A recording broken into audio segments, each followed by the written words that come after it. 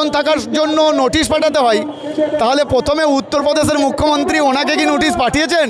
জন্মসূত্রে ভারতীয় হয়ে যদি প্রধানমন্ত্রী হতে পারেন, তাহলে আমি কি জন্মসূত্রে ভারতীয় হয়ে ভোটার হতে পারবো না? এই বৈধ ভোটারদের নাম যতদিন পর্যন্ত অরিজিনাল ভোটার লিস্টে না আসছে ততদিন পর্যন্ত ভোট হতে দেওয়া যাবে না।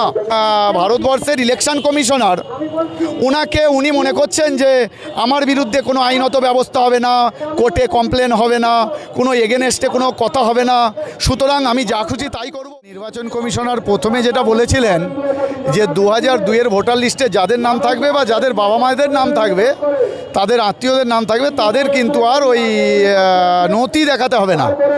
আমি বুঝতে পারছি না কোন চাবি দিয়ে ওনাকে ঘুরিয়ে দেওয়া হলো। উনি 90 ডিগ্রি অ্যাঙ্গেলে ঘুরে গেলেন।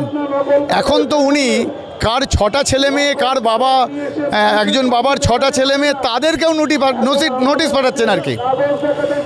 দ্বিতীয় কথা হচ্ছে, আমাদের ইলেকশন কমিশনার উনি কখন কি বলছেন, কখন কেমন বদলাচ্ছেন কি বোঝা যাচ্ছে না।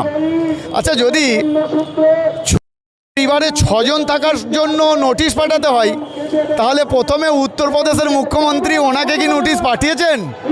ওনার কিন্তু 7 ভাই বোন, তাহলে সেটা সর্বজনীন করুক। আমাদের ভারতবর্ষের প্রধানমন্ত্রী নরেন্দ্র দামোদর মোদী, ওনারও 6 ভাই বোন, ওনার নোটিশ পাঠিয়েছেন, ওটা সর্বজনীন করুক। সবথেকে বড় কথা, কালকে একটা বিবৃতিতে দেখলাম আমাদের ভারতীয় প্রধানমন্ত্রী নরেন্দ্র দামোদর দাস মোদীজি বলেছেন যে উনি নাকি জন্মসূত্রে ভারতীয়। তো আমি আপনাদের মাধ্যমে একটা কথাই বলতে চাই, জন্মসূত্রে ভারতীয় হয়ে যদি প্রধানমন্ত্রী হতে পারেন, তাহলে আমি কি জন্মসূত্রে ভারতীয় হয়ে ভোটার হতে পারবো না? সুতরাং আমাদের একটাই দাবি, স্পষ্ট দাবি, এই যে খসড়া তালিকায় যত ভোটারের নাম ছিল, ওই বৈধ ভোটারদের নাম যতদিন পর্যন্ত অরিজিনাল ভোটার লিস্টে না আসছে ততদিন পর্যন্ত ভোট হতে দেওয়া যাবে না, কারণ এটা সম্পূর্ণ একটা চক্রান্ত।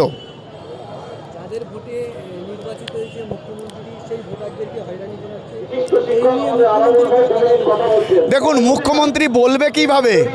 উনি তো অনেক কথাই লুকিয়ে রাখেন। উনি প্রথম বললেন এসআইআর হতে দেব না, পরবর্তীতে বললেন আমি সাইন করে দিয়েছি। যেমন ওয়াকআপ নিয়ে বললেন ওয়াকআপ এখানে লাগু হবে না, পরবর্তীতে বললেন ওয়াকআপ উমিদ পোর্টালে লোড করুন।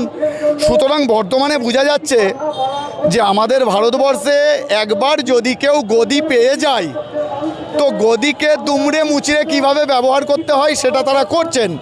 যেমন আমাদের ভারতবর্ষের ইলেকশন কমিশনার উনি মনে করছেন যে আমার বিরুদ্ধে কোনো আইনত ব্যবস্থা হবে না, কোর্টে কমপ্লেন হবে না, কোনো এগেনস্টে কোনো কথা হবে না, সুতরাং আমি যা খুশি তাই করব। উনি কিন্তু ভুল করছেন, কারণ এই ভোটাররা যেদিন ঘুরে যাবে, আর উনার যে আঁকা, উনার যে গুরু যে উনাকে করাচ্ছেন, সেদিন কিন্তু উনি যখন গদি থেকে হটে যাবেন, তখন এই ইলেকশন কমিশনারের কেমন বা কী হবে।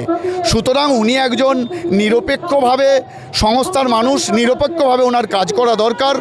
যারা প্রকৃত বৈধ ভোটার, তাদের ইজিলি এবং সুন্দরভাবে ভোটার লিস্টে নাম তুলে দিয়ে ভোট করানো ওনার নৈতিক কর্তব্য।